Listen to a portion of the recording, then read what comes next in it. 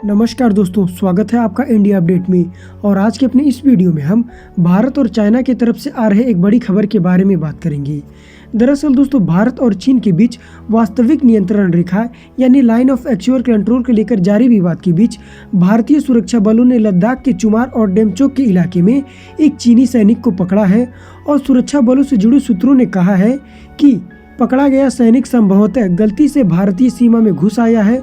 और सूत्रों ने अभी तक ये बताया है कि सैनिक को अब तय प्रोटोकॉल के तहत सारी प्रक्रिया पूरी होने के बाद चीनी सेना को वापस सौंप दिया जाएगा।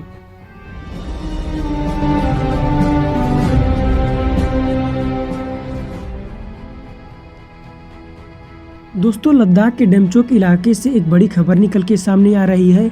और अभी तक मिली जानकारी के मुताबिक भारतीय सेना ने चीनी सेना के एक जवान को रंगे हाथों LAC को पार करते हुए पकड़ लिया है।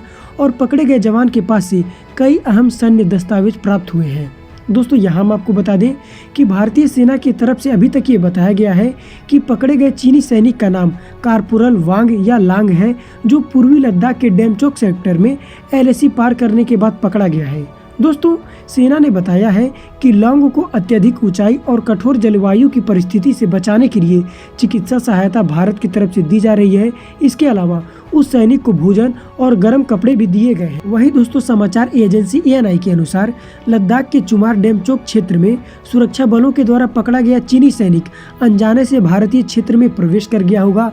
और अब तय प्रक्रिया का पालन करने के बाद प्रोटोकॉल के अनुसार उन्हें चीनी सेना को वापस भेज दिया जाएगा। दोस्तों, यहाँ पर यह भी जानना आवश्यक है कि चीनी सेना की 6ठी मोटराइज इन्फेंट्री डिवीजन के सिपाही से इस समय भारतीय सेना द्वारा पूछताछ की जा रही है कि क्या वह किसी जासूसी मिशन पर था या नहीं। वहीं दोस्तों, सूत्रों ने कहा है कि उसके पास से सिविल और सैन्य दस्तावेज भी बरामद हुए हैं। वहीं दोस्तों, अभी तक की मीडिया रिपोर्ट्स के अनुसार अगर उस चाइनीज सैनिक ने अनजाने में LAC को पार किया होगा तो उसे तय प्रोटोकॉल के अनुसार वापस चीनी सेना को सौंप दिया जाएगा। और यह घटना रविवार रात की बताई गई है। और सूत्रों ने कहा है कि सेना अब एक औपचारिक बयान तैयार कर रही है।